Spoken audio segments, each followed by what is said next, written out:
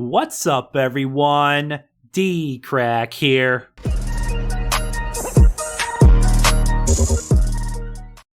So alright everyone, before I get into this video and do this reaction for Scary True Craigslist Stories by Mr. Nightmare, I just want to say thank you so much to all the new subscribers, the new people here on my channel. Literally in the last 3 days, I've gained over 1,000 subscribers. It's just been absolutely crazy. I have an old reaction. You guys know Chills, the channel Chills, like scary stories and stuff.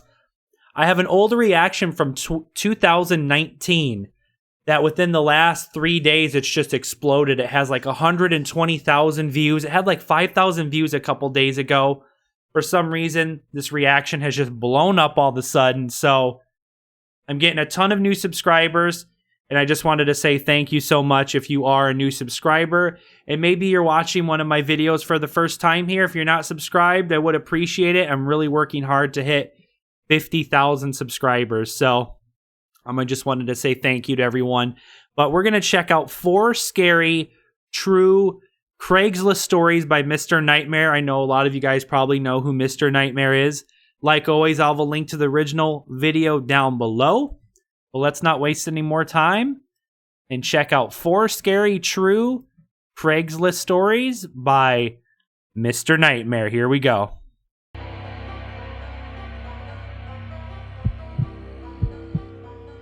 Story 1. When I was 17 and looking to buy my first car, I was on Craigslist every single day. I wasn't looking for anything fancy, just a beater car that could get me from point A to point B. My budget was $3,000 at most, so the cars I was looking at were no newer than 03, 04. I found an ad one day for a 2002 two-door Honda Accord. It was listed for $2,000, and the mileage was under 80,000, so right away I knew I wanted to check it out. Dang, that's not bad. The person who posted the ad lived a few towns, but I have a feeling that it's going to be too good to be true if it's a Craigslist scary story. over from us, a 20-minute drive on the highway. I convinced my mom to drive me out there to view the car after conversing with the guy over the phone. Originally, I texted him asking for details, but he ended up calling me. He sounded basically normal over the phone, actually rather polite.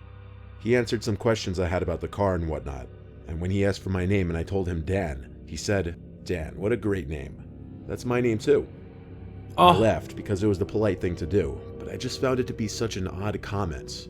Like everything about it, it almost sounded like he forgot his name was Dan because of the pause between "what a great name" and "that's my name." It just sounded sketchy. How do you forget your Nevertheless, name? Everything else about the call went fine. So the next day, my mom drove me to the address the guy gave me. Getting off the highway and onto the streets, right away we agreed this was a trashy-looking neighborhood. Bars on windows, graffiti under bridges.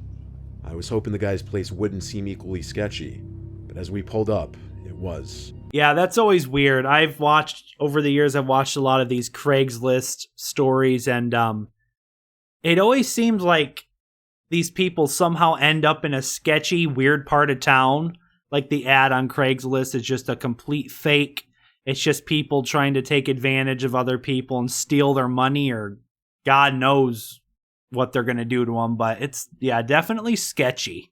It wasn't a standard property like the rest in the area. The entrance to the property was between 2 houses. It wasn't a driveway, just some low-key road that led into an inlet with 2 more houses. Every house was cramped between other houses and buildings. But there I saw it, the Honda Accord, which was in, I guess, what you'd call the driveway for this house. My mom and I stepped up to the front door and rang the bell. We didn't know if it rang or not because we couldn't hear anything, so I knocked. One of the windows opened out of nowhere, and a man's voice said, "Come inside, the door's unlocked." No, I'm sorry, no. Whenever you go to meet someone for, let's say, to look at a car or to buy something, you know, Facebook, and there's online groups where you can buy, sell, and trade stuff. I would never go into someone's house. Honestly, if I was going to look at a vehicle, I would say, meet me at your local Walmart. You can drive that car. I'll meet you there. In my opinion, always, if you're going to buy something from someone that you don't know, always meet in a public space or a public area. Don't be going into people's houses. There's a lot of bad stuff that could happen because you don't know the person. You don't know who they are. Could be a freaking serial killer. The door, and my mom stopped me and whispered, You know? "Are you sure you want to go in there?" I said yeah. I I let ourselves in, expecting to be greeted by Dan. The inside of this place was kind of dark. Not a lot of natural light came in through the minimal windows. "Hello?" I said. "Yeah, over here," a voice called. It was a deeper voice than I heard on the phone. "Dan?" I asked. "Yeah," he said. I began walking through the little kitchen, closer to his voice. My mom grabbed my shoulder and stopped me. She whispered in my ear, "We're leaving." Yeah. Dan's voice now came from behind this door at the end of the kitchen. He called up, "Down here, we could do the transaction here." My mom and I... Wait, did it say down here in like the freaking basement? Oh, hell no. Get out of there. First they want you to go inside and then he says down here like he's in the freaking basement. No. left the house in a hurry. As we were hurrying to my car, a lady at the next building over called to us. She came hurrying down from her front porch, warning us not to go in there. Then she asked why we were there, and we explained that I came to buy a car, but that he was calling us into his basement. The woman said that she's been concerned about that man living next door for months, that she thinks he's up to no good, and that he constantly has random cars pull up in the driveway. What? Oh my God. We asked if his name was Dan. She said she wasn't sure, but that she vaguely remembered the guy introducing himself as Mike. She told us to just get far away from the house immediately, and so we did. It's disturbing to know my mom and I may have been murdered in that basement if we went down there. Like, how could we do a transaction before even viewing the car or that is agreeing on sketchy. anything? Better question why in the basement. The whole thing screams trap. I don't know what else he could have wanted to do to us, more specifically me, in that basement. Well, another point too is, yeah, you're not going to make a deal or a transaction without even driving the vehicle first. I don't know about you guys, but I've bought a couple, vehicles over the years, and you never buy a car or a vehicle without driving it first. That's just common sense.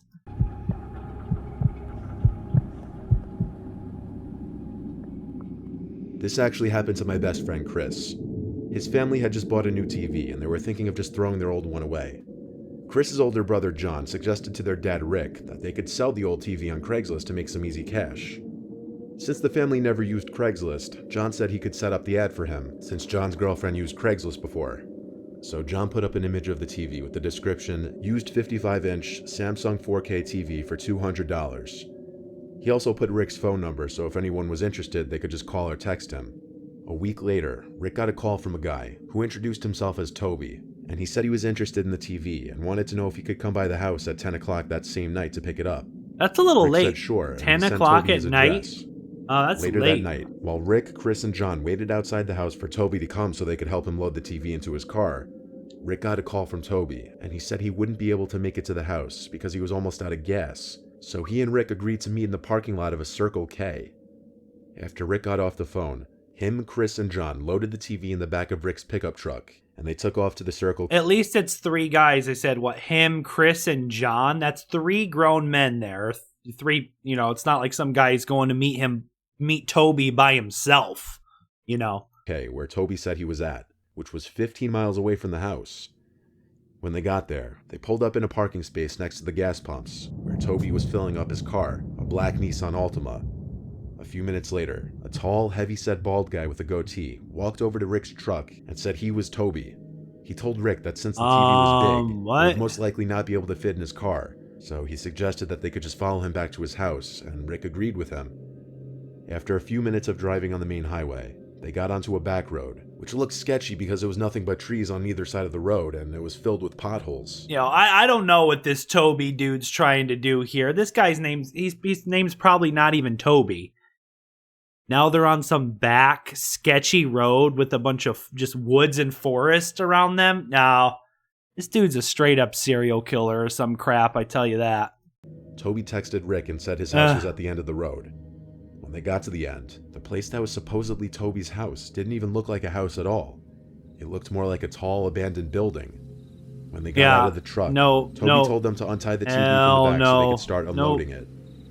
After they untied the TV, they turned around and saw three large men emerge from the back of the car, and they all pulled out guns, including Toby. They threatened to kill them if they didn't give them all they had on them.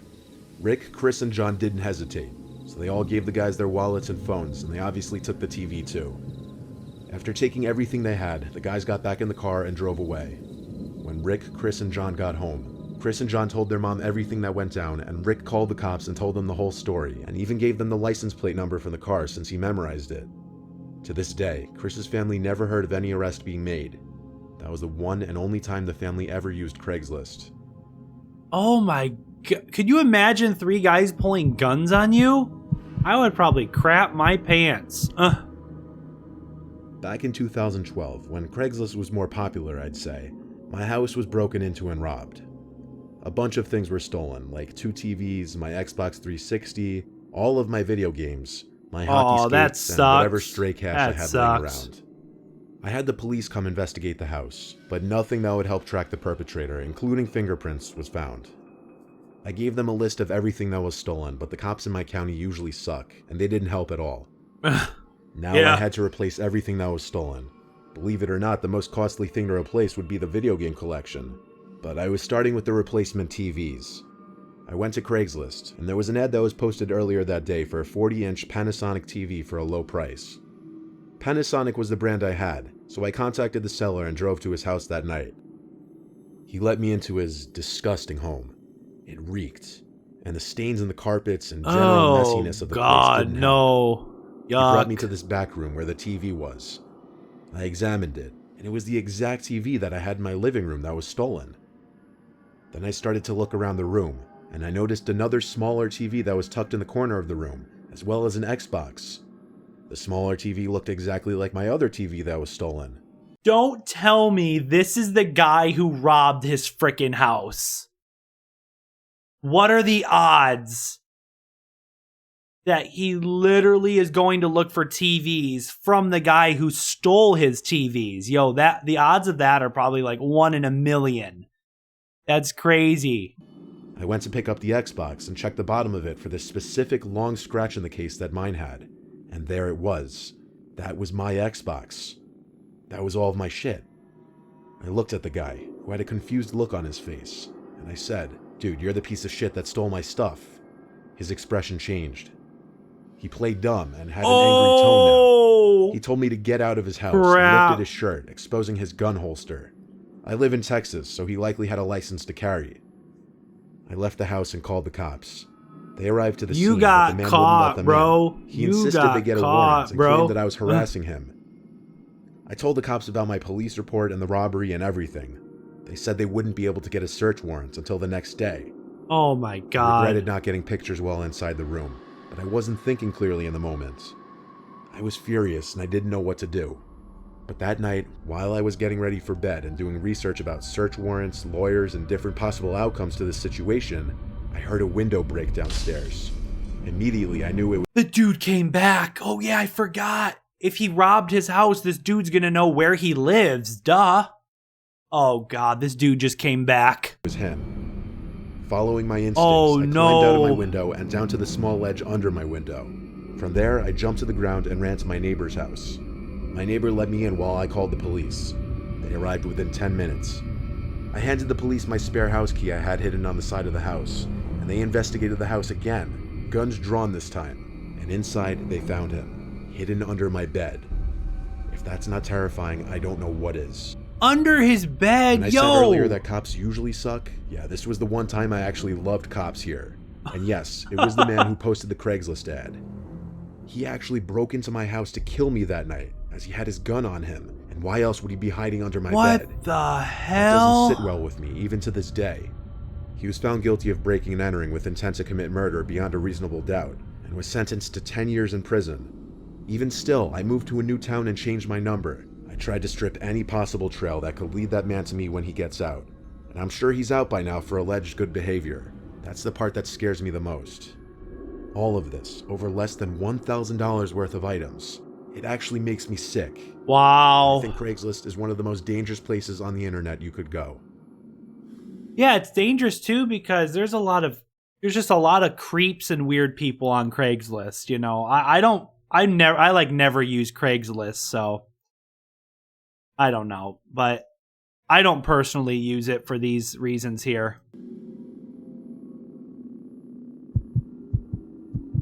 Story 4. I once answered an ad posted on Craigslist for a free mini fridge under the free stuff section. I was setting up what people would call a man cave in my basement, and I needed a mini fridge for under the bar to store beers and other drinks inside.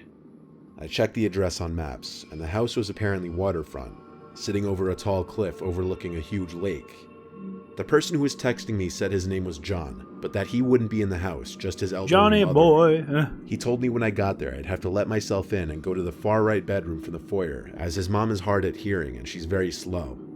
I thought for a second, what if instead of me answering this ad, it were a bad person and they totally took advantage of the situation? It sounded almost too easy to rob this old woman's house. Well, I coordinated a time with John to go to his mother's house around sunset, and I gotta say, as I pulled up to the long dirt path to the property, seeing that big house sitting at the top of the hill with the sun setting in the background over the cliff, it was beautiful. Before going into that house, I admired the view of the lake below for a couple minutes. Then I texted John that I was there. He repeated his instructions to just let myself in and go to the room to the far right, as his mom would be waiting in the bedroom. He reminded me she's very old. Something's and I'd have to do weird all the lifting myself. with this I said, "That's situation fine." here. Weird. I entered the house through the front door, which was left ajar. Right away, I was hit with the smell of cotton. It reminded me of the smell of my grandma's house. Cotton? I followed his directions and went to the door on the far right, which led me to a narrow hall. The house seemed rather large from first impressions. As I went down this hall, the smell of cotton suddenly shifted to this horrible smell. Literally, it smelled like death, like a rotting animal. I entered the doorway at the end of this hall, and the smell in that room was unbearable. Yo, what is this smell? Is this dude like a freaking cannibal, or is there like some rotting body, or is this dude like a serial killer? Oh god, you said some horrible smell. Here we go. That's because of the dead, rotting corpse on the bed. It was the rotting corpse of an older woman. It looked as though she'd been dead for a week or two. No, no. I suddenly heard a loud, maniacal laughing from upstairs, accompanied with stomping in place. It seemed someone was in a room directly on top of me, simply stomping their feet to scare me. God, no. I ran out of the house to my car, looked at the house one more time, and saw a man at one of the upstairs windows. Then I realized there was another person standing at one of the downstairs windows, both of them wearing face masks, like the same kind of mask you'd wear now for the coronavirus. My phone started blowing up with texts all of a sudden, all of them in capital letters. The first text said ha ha ha, followed by we see you, look at the windows, then a bunch of emojis. The last text I got from him. What the hell is wrong with these people? This dude just wanted a mini fridge to put some drinks in. There's like some creepy, what is wrong with these people? Said, come back inside, you forgot your fridge.